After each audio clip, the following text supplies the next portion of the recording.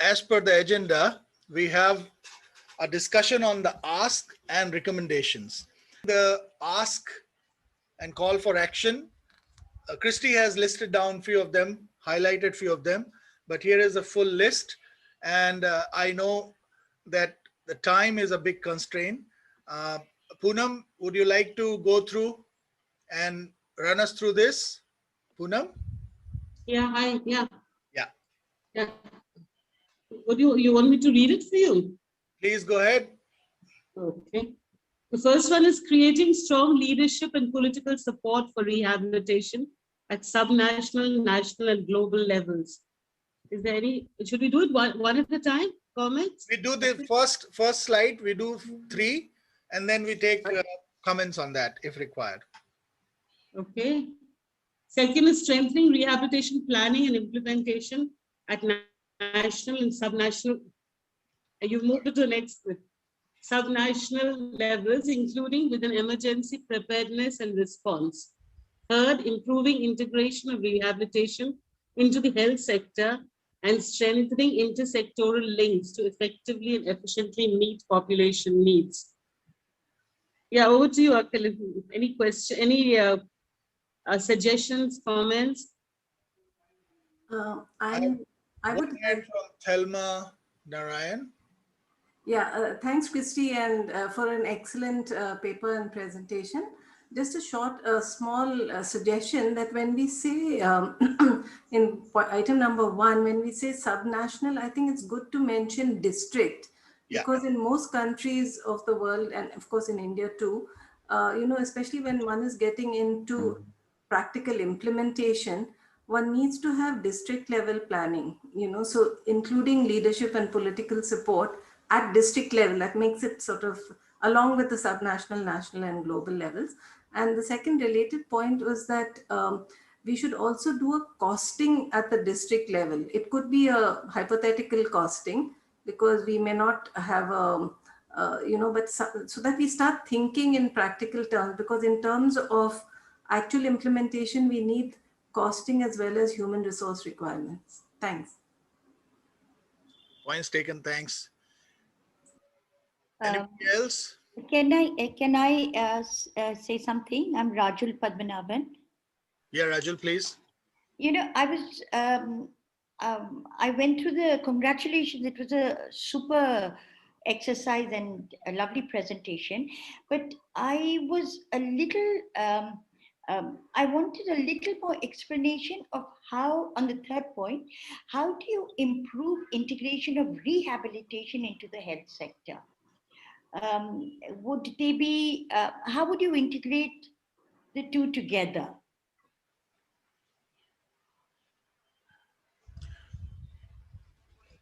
Yeah.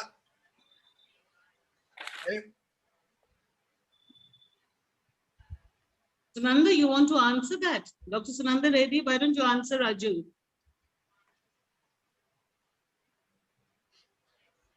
Okay, hello everybody. Yes, it has been a very nice presentation. I'd just like to add a few points about integration.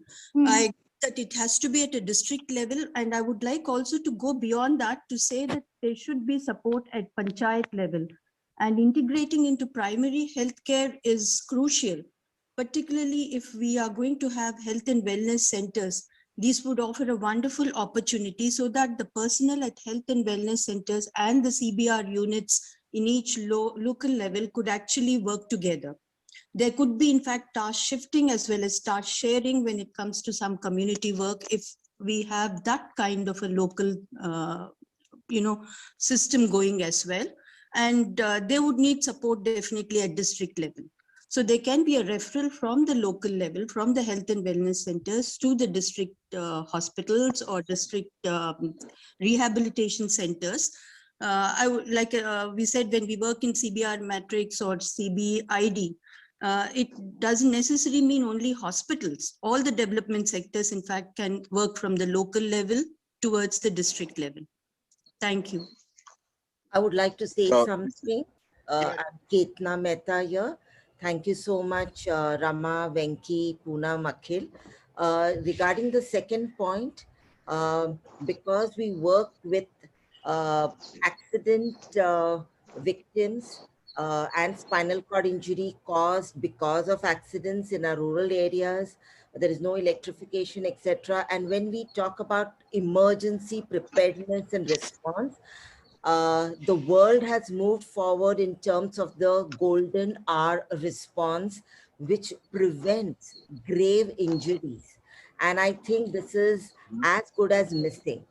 If we could spell that out in clear terms, I think the call for action would be more focused. All right. I just want to respond to the previous point about integration of rehabilitation to the health system. I think, I don't know, I'm not a health professional. I don't have any qualification in public health or anything like that. But in systems thinking, we talk about being part of the whole system. If you try to integrate rehabilitation, anything as a piecemeal in the point number 3, we talk about it won't work.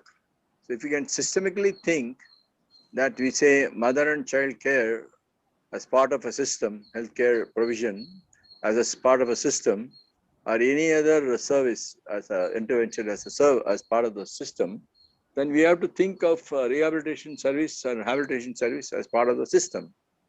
Then it will work, I think. I mean, just the top of my head, I thought I'd share that with you. Thank you. Does it only answer a question? Yes, I think so. I think that is what I was trying to get at. Thank you. No, I also just want to add, Rajul, that we're looking at rehabilitation as for all people, whether it is the elderly, women, children, or in health needs, like Ketna just talked about spinal cord injury. So then it has to be an integral part of the health sector. We're not just talking about rehab for people with disabilities here as a concept. Okay. One thing, sorry, I just want to intervene here.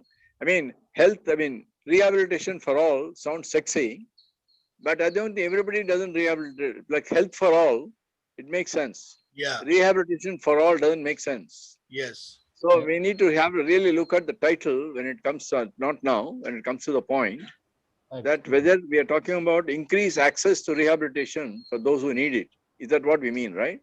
Yeah. Not rehabilitation. Everybody is not disabled. Doesn't need rehabilitation.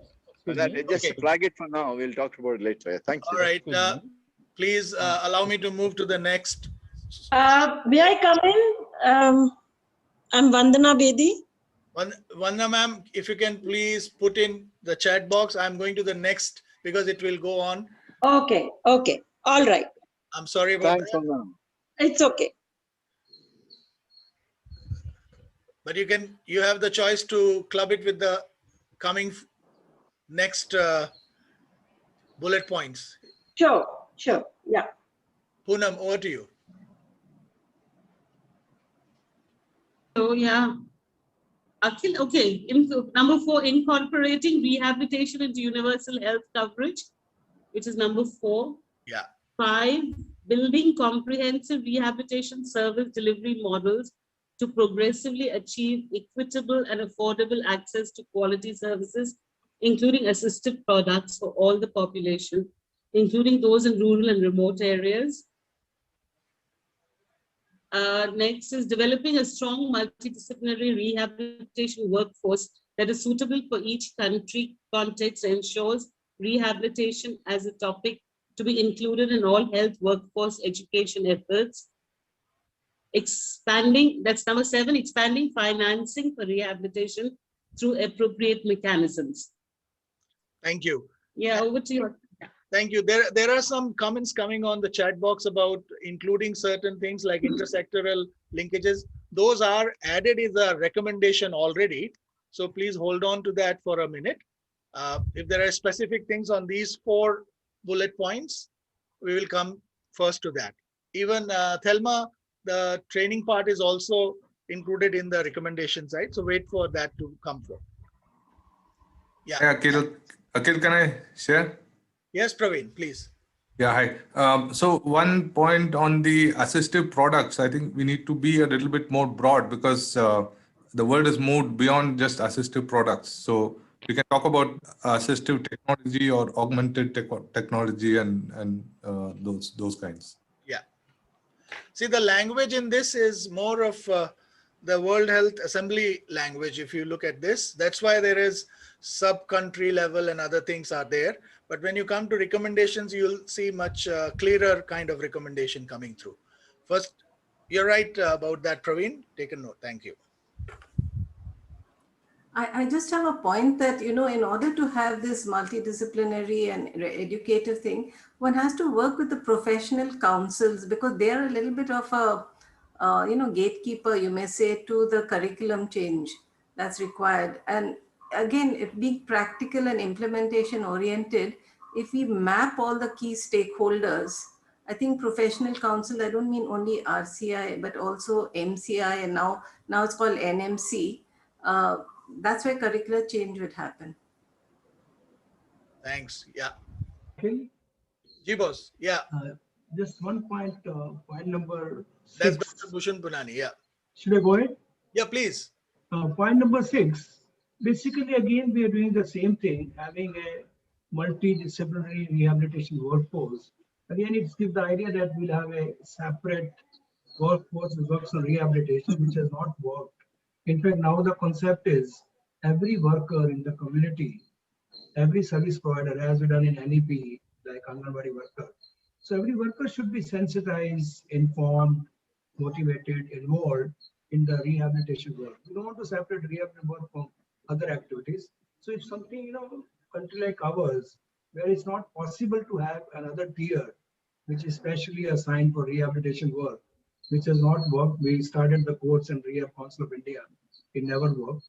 So if you can reword this, I mean, every workforce in the community, which is working for other people, they should also be sensitized, informed, and oriented to work for rehabilitation component. As you say, at that level, we need to become inclusive, then becoming exclusive, what we have been doing. Thank you.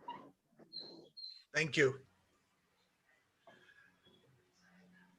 Okay, we're moving to the next set of bullet points, asks.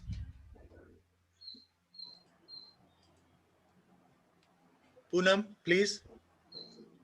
Okay. Number 8, collecting information relevant to rehabilitation to enhance health information systems, including system level rehabilitation data and information on functioning using the International Classification of Functioning, Disability and Health. Number 9, building research capacity and expanding the availability of quality evidence for rehabilitation. 10, establishing and strengthening networks and partnerships in rehabilitation, particularly between low, middle, and high income countries. Thank you. I see Richa's hand, and then Vandana ma'am, probably if there is no other question on this, you can bring in the point you were trying to raise. Okay.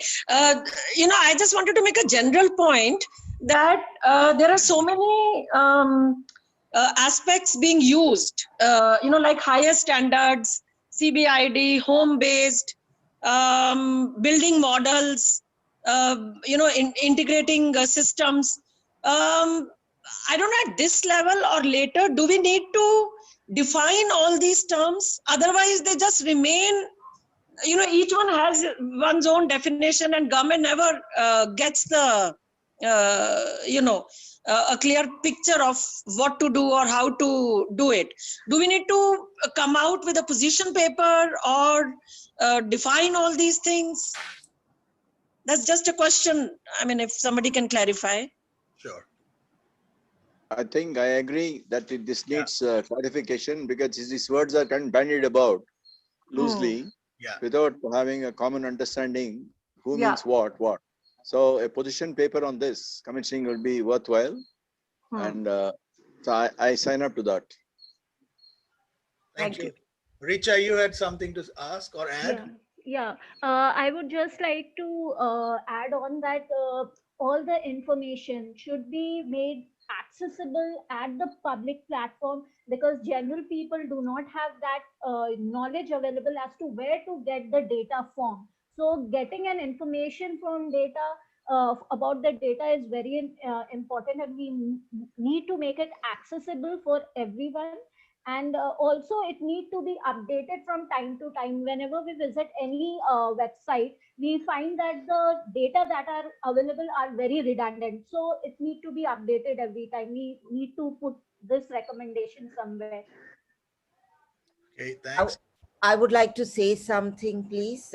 Please, Kate. yeah, Dr. Ketna, please. Yeah, regarding point number 8, it has been our experience that besides the information which is lacking, even the communication after surgery from the PHC or the doctors, surgeons is lacking.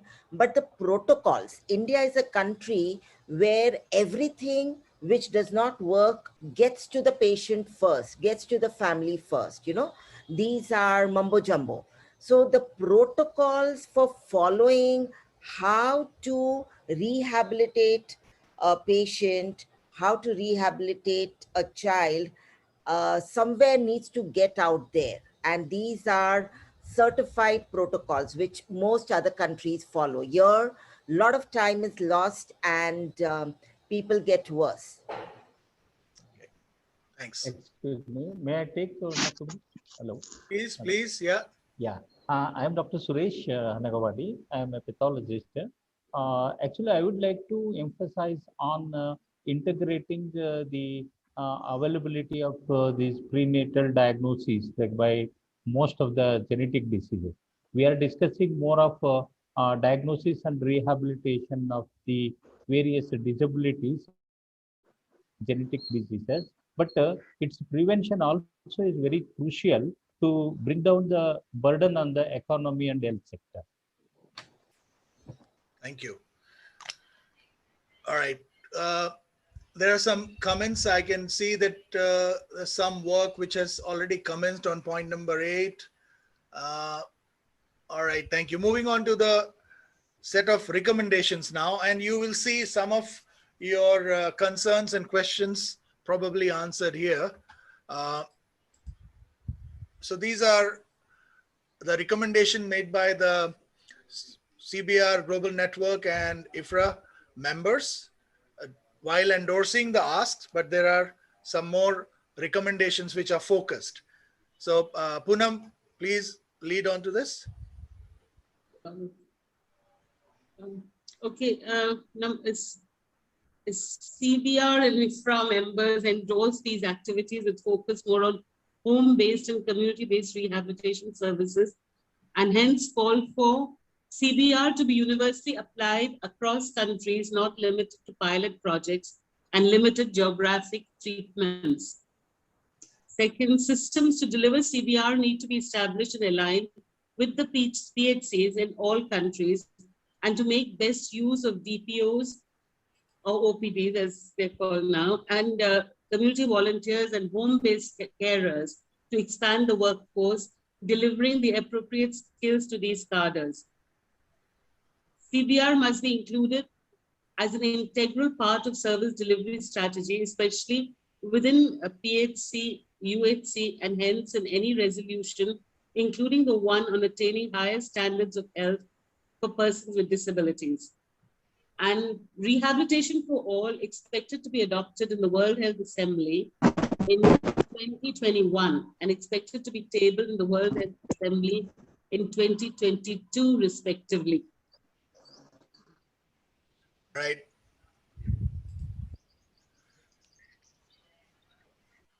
So comments, suggestions, please, or confirmations.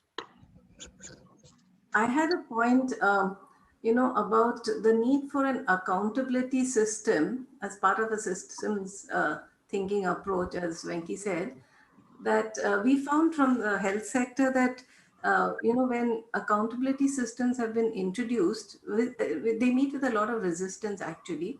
But when introduced, they actually help in delivering the services better. And in the long run, it improves the PHC service as well as patient satisfaction. So similarly for rehab, I think if some accountability mechanism can be put in place at a local level, but then also at the policy level, because unless there's a time framework and there's reporting, I know there's 2030, but unless there's regular reporting on what's the progress, and there's an accountability felt by the policymakers and, you know, program managers. Thanks. Thank you. May I say one more thing, please? Yeah, Raju, please. You know, I think the CBR must be included as a part of service delivery strategy between PHC and UHC is a very good idea, excellent idea. But I was also thinking that when we talk of rehabilitation, we also talk of other aspects of rehabilitation like livelihood and education. So if we could make another, endorse an activity where we align it to other existing government policies which already exist in the development sector, like your NEP now, or other livelihood things and things like that. That would be an important area. Otherwise, you would be, we do early intervention, and there would be no other rehabilitation as the person goes further. So that would be a recommendation I would suggest. Thank you. Christy, you Well, want I have a point to make. Yeah, Kuhu, go ahead. Yeah, just a clarification. I have like a clarification, like the policy paper which has come in mail. There it says CGN and IFRA suggest the specific recommendation for country governments, but what you are presenting now looks a little different. So, and I can't find that in the policy paper. Can you just? That is the one you're referring is the ask, Kuhu. No. After the ask, there are recommendations as well. Yeah. That recommendations and the one you are presenting are different, little different, I must say. That's what I'm seeing because I am having the policy papers recommendations in my front. Apologies. Different, or you have revised or what? Just one second. I think you wanted to say something. Yeah, apologies, you got wrong page. What we're discussing is the final copy. Follow with that. Voice is breaking. I said apologies if you landed up with the wrong copy, another draft. Can we continue with the discussion with what is available on the screen, please? Okay, yeah, definitely. But I have this one from you, Venki. That's all right. I'm saying I've already apologized. Now, you can make a meal of it after the session is over, okay? Yeah, thank you, Venki. Thank you. Thank you. Yeah. Okay. All right, go on. Next set of recommendations coming to that. Akhil, I'm Vidya. I represent Wipro as an organization. So we are one of the large employers in terms of hiring persons with disabilities, right? For the last more than a decade.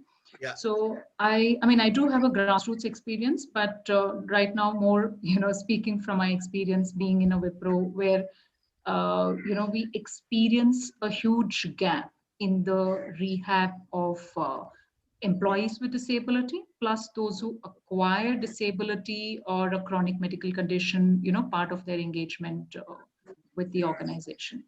Now, I know that, so we spoke about the integrated rehab services and etc., which is very good, right? But I don't know, to what extent, so that's going to be holistic in nature, right? I'm not making a comment or this thing, about any of these recommendations, but I'm just trying to understand so that, now that there's a lot of effort that's put in here, like, just to make sure that there are a little more gaps that are filled in the system, right? So when I say holistic in nature, I'll just take a quick reference here, like, we constantly see a lot of people, so either due to road accidents or certain medical conditions, our own employees, right? So who try to come back to work and without not having undergone any rehab at all in mainstream hospitals, like in the private hospitals and etc., right?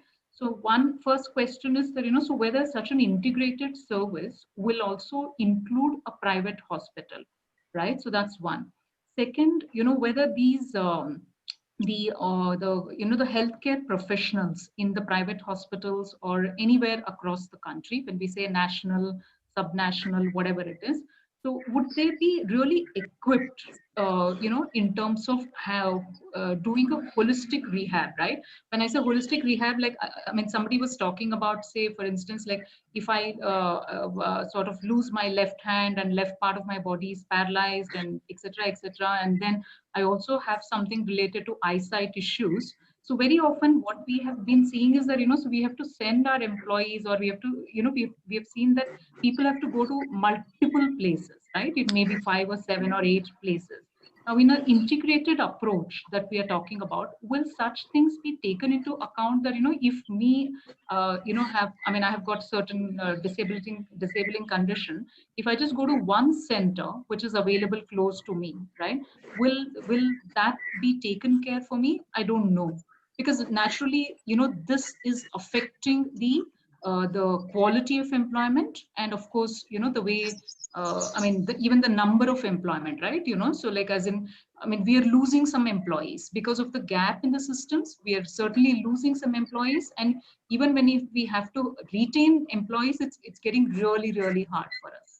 Right. We should include this as a strong recommendation, as an additional recommendation. Yes. So that what is holistic means. So my other question was, thank you for that. My other question was, is there something that, will there be any organizations that, so can also be sort of jointly lobbying with you, right? Does that sort of, enhance the overall approach here? I don't know, I'm asking. I'm also just curious to know here.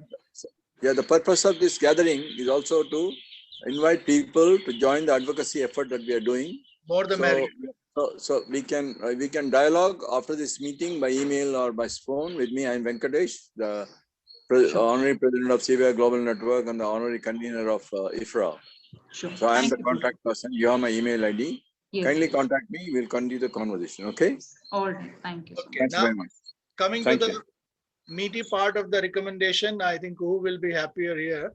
So this is, what we are proposing is WHO resolution on habilitation and rehabilitation for all should be adopted in 2022 assembly. That's what we are saying. And the proposed resolution mentioned above should have a central emphasis on the role of CBR as a strategy for rehabilitation and rehabilitation service delivery, especially in low and middle income countries. Now going on to the suggestions, what we want to suggest in terms of the recommendations. So here I think you'll see, I'll quickly read, probably I'll read the whole thing, only 10 are there, so that if there are any, anything which is missed, we can cover it. Trained village health and rehabilitation workers should play a pivotal role in early identification and intervention for persons with disabilities. Number 2, regular surveys should be periodically updated to collect the data available at the field level, and so to address all diseases and disabling conditions. Number 3, strengthen the primary healthcare system in countries and integrate community-based rehabilitation approach as an integral component of the primary health care as outlined by WHO. I'm going to the next set. Number 4, promote a developmental model of rehabilitation services where every person gets opportunities to develop their potential to the maximum. Adaptation and positive discrimination, including reasonable accommodation, should be facilitated at all levels. Number 5, prioritize children, women, and aged populations, especially those are with multiple disability and or severe impairments within CBR. CBR to develop as a vehicle to strengthen primary health centers and primary health care and other community-based interventions such as immunization, NCD management, or provision of assistive technology. Home-based services should be made available through community-level workers, caregivers to be trained and their work recognized, possibly compensated for. Number 6, people with intellectual impairments, severe and or multiple impairments, chronic conditions, and mental health needs require special attention, and some aspects of which can be brought within the scope of home-based and or community-based care, especially within CBR. Number 7, CBR should be implemented universally with greater investment and supported by modern digital technology to ensure benefits of CBR reaches to everyone, everywhere, and leaving no one behind.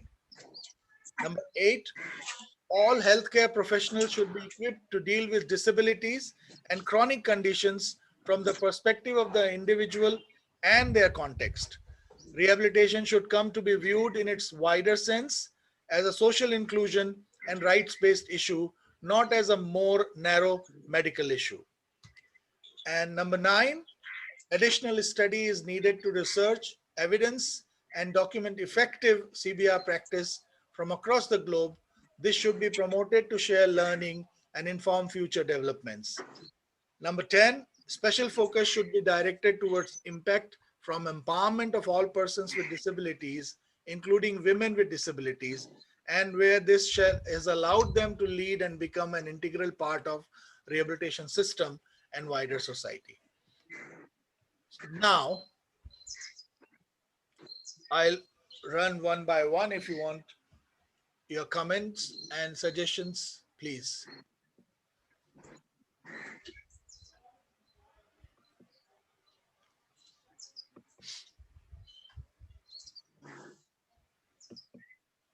I'm Thelma here. I just have a comment. Can I say?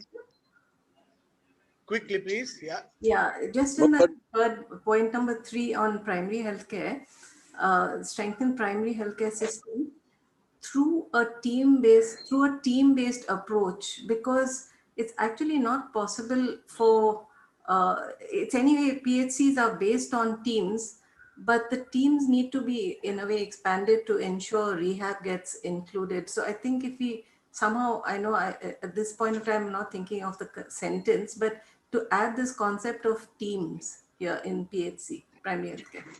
And if you want, you can use, I would suggest that you use strengthen the comprehensive primary healthcare system, because as the People's Health Movement and the Jan Swasthya Abhiyan, to which I'm part of, comprehensive primary healthcare means that you also work on the social determinants of health. And social determinants of health also affect rehab. I mean, disability and rehab. That's why the CBR guidelines was brought out. Yeah. May I say something? I'm Ketna here. In our experience, we've realized that home modifications, the rural homes, are in such a manner that when a person who was normal and meets with an accident and suffers a spinal cord injury with paraplegia or quadriplegia, it is impossible to do your routine activities. The home modification, the wherewithal of what is to be done. We talk a lot about sanitation, etc. But villages, there are no washrooms and commode systems inside the homes. This is a huge area. I don't know where it will go in, but it's also physiotherapists. When we talk about rehabilitation and PHC, there is no concept of physiotherapy at all. There are no physiotherapists. They don't know about it. There are no chemistos. How do we integrate that? I mean, we need to mention all this here in the recommendation somewhere. Akhil, can I? Yeah, Praveen, please. Yeah, just quick 2 points. One is actually a question. If we talk about primary healthcare, I think it goes beyond, because somewhere you read it includes community and immunization points. But beyond the immunization points, how do we then cover Anganwadis, for example? Because Anganwadi is the first point of contact between the child and the system. So any identification needs to happen at that level. So how do we bring in that and emphasize that? So that's one. The second is you also mentioned importance for women with disabilities. So that's excellent. But I think we need to go a little bit beyond and look at other intersectionalities also. like for example, refugees or in those kind of areas, because healthcare system does not, although it says WHO says all, it's for all, but some areas are left out. So combating conflict and those kinds, insurgency. And we have refugees, we have other marginalized groups. So I think it should be more broader in terms of intersectionality. True. Yeah, Particularly LGBTQ. LGBTQ, exactly. I had a point on that, yeah. Akhil, may I say one more thing, please? Is there time? Yeah. I'm sorry I'm going on and on about certain aspects. See, in your point 4, develop the potential to the, sometimes it sounds a very peace for all sort of a document where we obviously want all this, but is it possible? That's one thing. Because do we actually want to integrate rehabilitation into health? Rehabilitation has certain aspects which will not be possible within a PHC or something, at a health facility that exists in your district or your village level. Can you please give an example? Can you please give an example? Physiotherapy, communication, braille, special education, everything that comes under rehabilitation. Of course, they will be allowed, there'd be sensitivity, there'd be ways that you could go about it.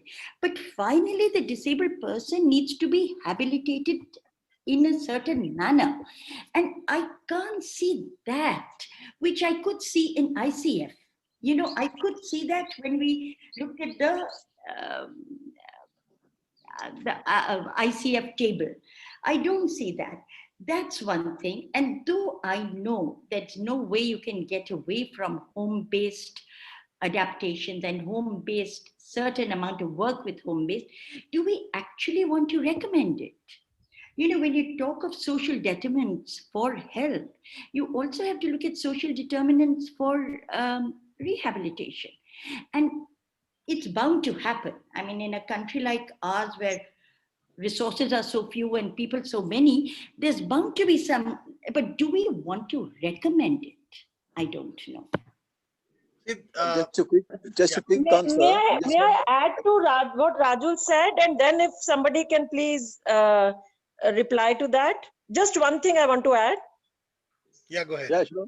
Go ahead. Yeah, I agree with what Rajul is saying, and the difference is that like ICF has talks about impairment in a person and barriers in the environment and attitudes and institutional barriers. Somewhere in these kinds of things, the person based is included, but the barriers related is not included, and that is why this question is coming, that can that be included in health, or without it CBR is not really CBR. Yeah, well, acknowledging what you're saying, Vandana, and part of the question of the whole conceptualization of the CBR worker being doing what is possible for locomotor intervention, special education, communication, braille, etc. And this is the model that we have been looking at for the last 2-3 decades. So, is the answer lies in this model? I don't know. I'm just raising the question. I think we have to continue this debate to find an answer. And I do agree that CBR has to address not just addressing a limitation in functioning, increasing limitation in functioning, but also removal of barriers. And therefore, the whole concept of CBID, which should be inclusive of rehabilitation. Right. Can I say something? Yes, yes. Please, Gautam. See, most CBR work addresses barriers, but it doesn't say that I'm addressing barriers. It's individual based. but say the child is not getting admitted in school, the CBR workers play a proactive role. For livelihood, the CBR worker plays a proactive role. So the barriers are also addressed. The home adaptations are done in many places, right? Now, what we are, this resolution is for the World Health Assembly. And World Health Assembly is focused only on health, right? They have said rehabilitation will be there. What we are emphasizing that nowhere they are saying the strategy in low and middle income countries, I think in all countries, should be one of the major strategies, key strategies should be CBR. You call it CBID, call it any ID, but it should be CBR. Now, components of it, how can you go about it? It can be worked out later, but now the primary focus is this should be included. Addressing poverty and community-based rehabilitation. And community-based rehabilitation means people-centered, people-owned, local resources should be used. Now, I also agree, somebody has pointed out that instead of having a separate cadre of workers, local, Bhusanji had pointed out, you can have the Anganwadi workers and all that. In Anganwadi workers, there has been also an emphasis in the recommendation that all healthcare personnel, anything anybody is doing to do with health, as it is WHA, we're focusing on health and health as social determinants and all that. As a component of that, every training, capacity building of health worker personnel should include components of how to handle disabled people. If you look at Ayushman Bharat, if you read the document, it says that the local level health worker, the ASHA and the Anganwadi worker should be doing the primary work. There will be in each PSC, which is called Health and Wellness Center, a new name given to an old bottle of wine with a new name, and they will do it. Now, for everything, if you expect these people to do it, and it's unfortunately in their training, though it says it will do it, but in their training, it is not included. For Anganwadi workers, only 2 hours for identification. That's all, and referral. But most Anganwadi workers do accept it. This is what I wanted to say. All right, thank you. Yeah. Which means you saying Akhil, can I add one point? Quickly, Poonam, we are. Yeah. Just no, this when we say home-based services, I don't think it should be mixed up with home-based education of the right to education, which we are opposing. The home-based education, we want children after their 2 years of readiness, school readiness, they should go to school. But home-based services is really for people with the adults, the elderly, and people who cannot really reach a center. I think home-based services can be recommended. So I think we need to discuss this a little further. I think there is also some confusion between the two. And I think we need to think about that. I think the difference, we need to differentiate between homebound and home-based. We are not talking about homebound services. We are not talking about homebound intervention. We are talking about home-based to prepare for the next transition phase. So it's not homebound. No, we are talking about home-based services of physiotherapists for the elderly or for the severely disabled adults. But it should not be confused with there was an amendment to the right to education, which said that parents can opt for home-based education for children with severe disabilities. That is something we are opposed to. But home-based services of community workers is a different aspect, is what I wanted to clarify. Agreed. Services, yes, true. Move on. Let's move on. All right.